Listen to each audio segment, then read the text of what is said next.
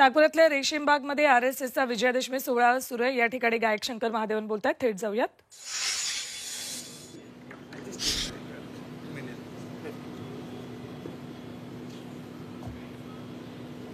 संगीतकार शंकर महादेवन यांनी या विजयादशमी सोहळ्याला उपस्थिती लावली।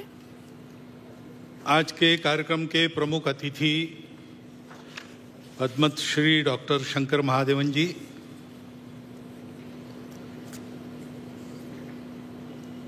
परम श्रद्धेय संतवृंद, माननीय सरकारवाह जी, विदर्भ प्रांत के माननीय संघ चालक जी, नागपुर महानगर के माननीय संघ चालक, माननीय सहसंघ चालक जी, उपस्थित अन्य अधिकारी गण, नागरिक सज्जन, माता भगिनी तथा आत्मीय स्वयंसेवक बंधु,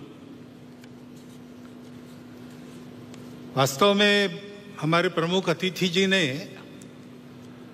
जो बात अपने भाषण में कही, उसके अलावा और कुछ कहने की, सोचने की जरूरत नहीं है। वो अच्छे गायक भी है और अच्छे वक्ता भी है, ये आज पता चला है हमको। परंतु मुझे तो बोलना पड़ेगा। लिखित भाषण मेरा चला गया है मीडिया में, उसमें से बातें आएंगी, परंतु कुछ बातें आपके सामने यहां से रखना ये आवश्यक हो जाता है, इसलिए मैं रख रहा हूं। ये बात सही है और हम सब उसका अनुभव कर रहे हैं कि प्रतिवर्ष भारतीयों का गौरव दुनिया में बढ़ रहा है। दानवता पर मानवता की पूर्ण विजय का ये जो विजय पर्व अपना विजयादशमी है, इस वर्ष की विजयादशमी में भी हम ये अनुभव कर रहे हैं। ऐसा अनुभव देने वाले कई प्रसंग हमने अभी अभी अनुभूति में हमारे लाए हैं। जैसे G20 की परिषद यहां पर हुई, वो तो प्रतिवर्ष होती है, लेकिन यहां पर हुई उसके एक विशेषता रही। उस परिषद में हमारे भारतीयों के आतिथ्य की बड़ी प्रशंसा हुई, उसका पहली बार उन्होंने अनुभव किया। हमारे विविधता की सजी संस्कृति का गौरव उन्होंने अनुभव किया। केवल भूतकाल की बात नहीं है, हमारी वर्तमान की जो उमंग भरी उड़ान है, उसको भी उन्होंने प्रत्यक्ष देखा, दुनिया भर के देशों के लोगों ने। और हमारे मन की जो सद्भावना है, प्रामाणिक सद्भावना है, अफ्रीकन यूनियन को सदस्य बनाने में पहले ही दिन परिषद का घोषणा पत्र एक मत से कराने में, और हमारी राजनीतिक कुशलता भी उन्होंने देखी, हमारी प्रामाणिक सद्भावना भी उन्होंने देखी। विशेषकर आर्थिक विषयों पर केंद्रित जो परिषद होती थी, उसमें पहली बार वसुधैव कुटुंबकम की बात कही गई। महिलाओं के उन्नति की, महिलाओं के नेतृत्व की बात कही गई, और वो मानव केंद्रित बात हो गई। उसमें करुणा के ग्लोबलाइजेशन की बात भी यहां जो C20 हुआ था वहां रखी गई थी। ऐसा एक प्रसंग हमको एक झलक देके गया कि हमारा स्थान आज दुनिया में क्या बना है। हमारे नेतृत्व के कारण भारत का एक विशिष्ट स्थान दुनिया के अग्रणी देशों में बन गया। इसको हमने अनुभव किया। ऐसा अभिनंदनीय कार्य हमारे सामने हुआ है। और केवल उसी इसमें नहीं, हमारे खिलाड़ी भी इस बार आशियाई खेल हुए। 100 से अधिक, इस भाषण को लिखते तक 107 पदक, 28 स्वर्ण, रौप्य पदक 38 और 41 कांस्य हमारे खिलाड़ियों ने जीते। हमारा देश सब क्षेत्रों में आगे बढ़ रहा है, ये हम देख रहे हैं। आर्थिक स्थिति भी हमारी, हम 5वें नंबर पर 10वें से ऊपर उठकर आ गए इकोनॉमी। डिजिटल टेक्नोलॉजी का हमने उपयोग किया गरीबों के कल्याण में, सारी योजनाएं नीचे तक पहुंची, उसके लाभ, ये सारी बातें हमने की। स्टार्टअप्स की क्रांति जैसे हो गई सभी क्षेत्रों में, केवल टेक्नोलॉजी में नहीं, कृषि हो, स्पेस हो, डिफेंस हो, सर्वत्र यह प्रगति भी हमने देखी है।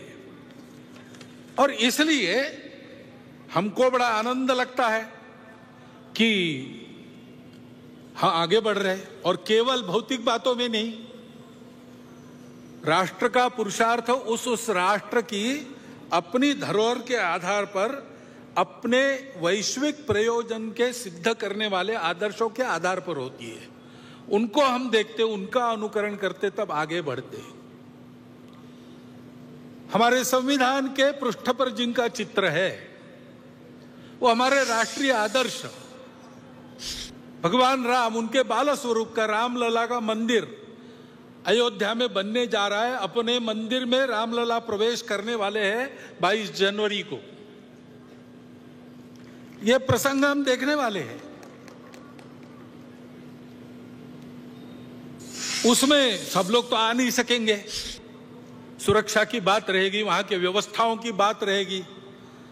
धीरे धीरे बाद में जाएंगे अपनी अपनी सुविधा से, परंतु उस दिन अपने सारे देश में हम अपने अपने जगह, अपने छोटे छोटे मंदिरों में ऐसा वातावरण बना सकते। भगवान राम धर्म की मर्यादा के प्रतीक है। समाज में सब लोगों को अपनाने वाले भगवान राम थे। भगवान राम करुणा के प्रतीक है।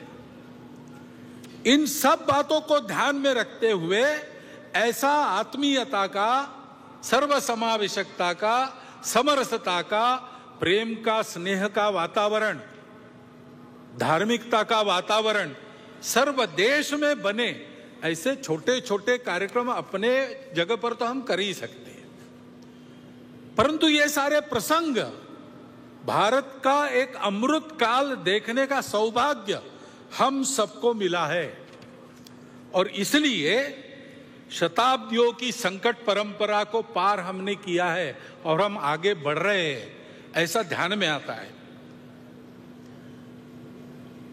हमने सदाचार, अहिंसा की शिक्षा देने वाले भगवान महावीर जी का 2550वां वर्ष हम संपन्न कर रहे हैं।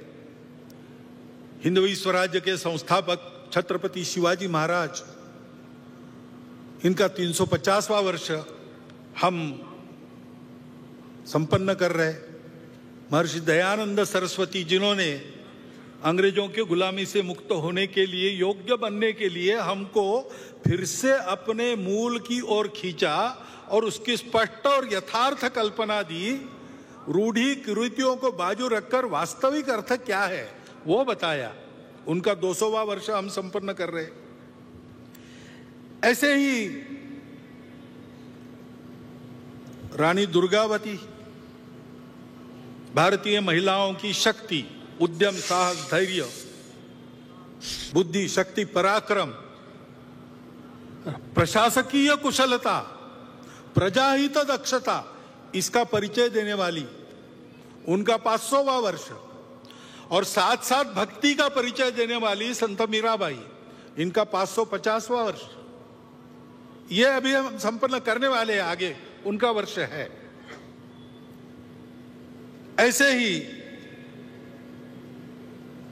अपने राजनीतिक प्रशासन की कुशलता के साथ साथ, प्रजाहित दक्षता के साथ साथ, जो अपने जीवन को सामाजिक विषमता के निर्मूलन के लिए लगा चुके, ऐसे कोल्हापुर के छत्रपति शाहू महाराज का, उनका भी 150वां जयंती वर्ष हम मना रहे। अभी अभी हमने संपन्न किया, तमिलनाडु में एक संत हो गए, वल्ललार जी, श्री रामलिंगम वल्ललार जी। उन्होंने अपने जवानी से ही स्वतंत्रता की अलग समाज में जगाना प्रारंभ किया। उन्होंने कहा कि हमारे देश में जो दरिद्रता दिख रही, भूखे लोग दिख रहे, वो अंग्रेजों के गुलामी के प्रतीक है और उसका उपाय मैं करूंगा, तो उन्होंने पहले अन्नदान प्रारंभ किया। उस समय तमिलनाडु में जो चूल्हा उन्होंने अन्नदान के लिए जलाया वो आज भी जल रहा है और वहां अन्नदान कार्यक्रम चल रहा है। आध्यात्मिक सांस्कृतिक जागृति के आधार पर सामाजिक समता और स्वतंत्रता का संदेश देने वाले वल्ललार जी की भी 200वां वर्ष अभी संपन्न हुआ, अक्टूबर में पूरा किया। इन सब महापुरुषों के द्वारा हमको ये संदेश मिलते हैं सामाजिक समरसता के, स्व के गौरव के, अपने परंपरा के, दुनिया को देने के लिए हमारे पास क्या क्या है उसके। जैसे हमारे प्रमुख अतिथि जी ने उल्लेख किया, हमारे हर बात में हमारा स्व है, संगीत में है, अन्न में है, सारी बातों में है। उसको दुनिया को देने का समय आ गया है और इसलिए उस स्व का गौरव धारण करके स्व के आधार पर देश का एक यशस्वी जीवन खड़ा करके बताना संपूर्ण दुनिया को, ये हमारा कर्तव्य बनता है। और उसके साथ साथ वो आज के विश्व की आवश्यकता भी है।